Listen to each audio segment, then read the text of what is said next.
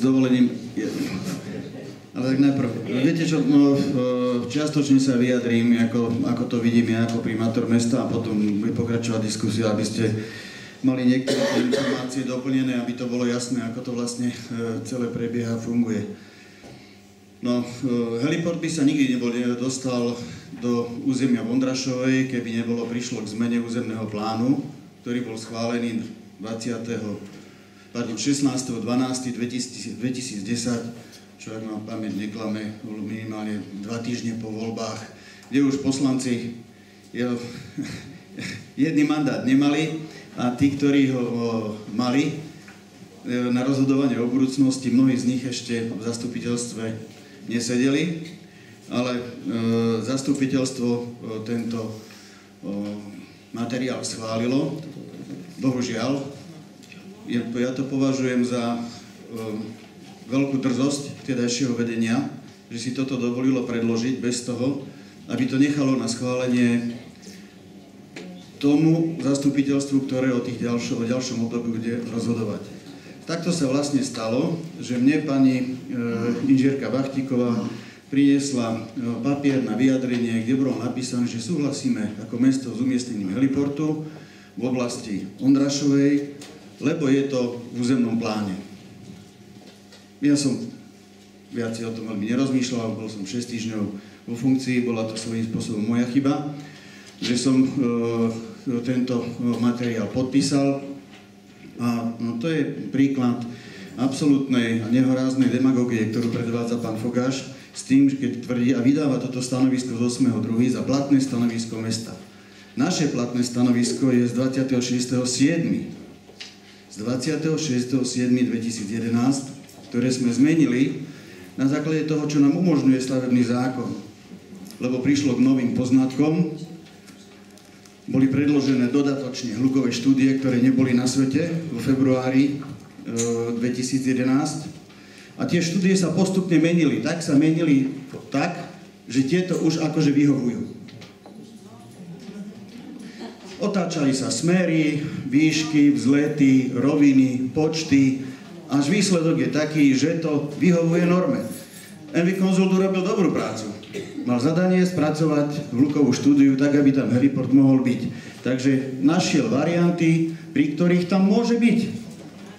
Ale neviem, kto z nás bude schopný to niekedy odkontrolovať, či to, čo Envy Consult spracoval, reálne aj piloti dodržujú. Na to my už nikdy nebudeme mať silu.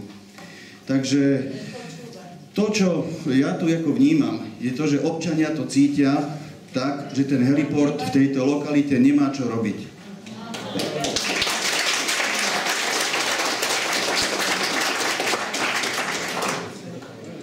Keby heliport vznikol tam, máme tu 2 vybetonované letecké plochy na Liptove. Prečo nevzniká heliport tam? Kde, tak ako nikto dneska už neodniesie lietadlo, teda letisko z Piešťan, alebo ho neodniesie z Bratislavy, aj keď ten vývoj sa vyvíja takým smerom, ako sa vyvíja, že veľké letiská lietajú čoraz viacej a malé letiská lietajú čoraz menej.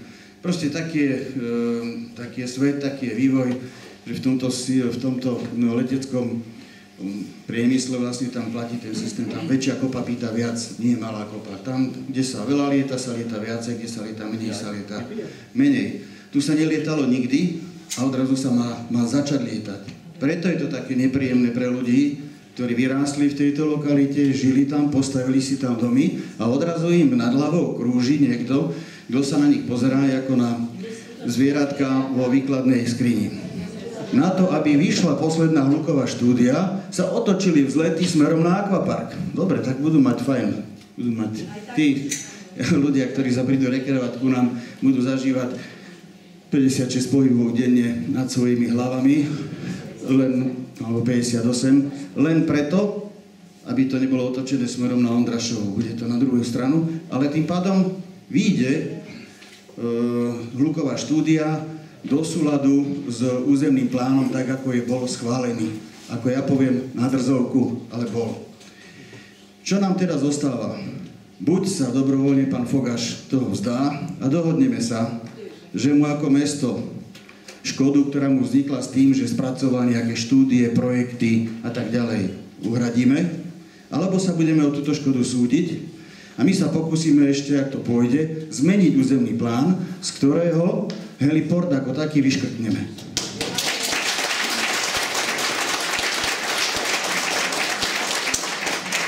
Na to je ale potrebná trojpätinová väčšina poslancov, prítomných v sále. Táto debata bude na programe na májovom zastupiteľstve, tak koho to bude zaujímať, nech sa páči sa prísť pozrieť a tam sa bude vlastne hlasovať o tom. Ako to dopadne? Odhadujem, že tá škoda môže byť niekde na úrovni 50 000 eur.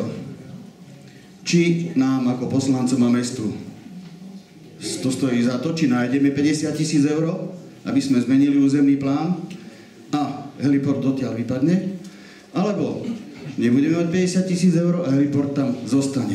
On sa totižto, ten heliport, dostal v tom uznesení vlastne do každej jednej zmiešanej zóny v Liptovskom Mikuláši. V tom územnom pláne on môže vzniknúť nielen tu, on môže vzniknúť aj tu, aj tu, aj tu, kdekoľvek. On je tam napísaný proste tak šalamúnsky jednou vetou. A dokonca je tam napísané, že vzletové roviny majú prednosť pred výškovou zástavbou. Keď sme dávali odmietavé stanovisko, tak sme vychádzali z dvoch vecí. Z toho, že hluk presahoval platné hranice územia a náletové a pristávacie roviny helikoptéry prichádzali do konfliktu s povolenou 5-podlažnou zástavbou v danom území pri hlavnej ceste. Takže ja to vidím asi takto, aby sme zbytočne sa tu emociálne nevybíjali. Ja to vnímam ako silnú podporu z vašej strany, môjmu návrhu. Keď neprejde, ja sa o zem nehodím, ja bývam v Paluckej.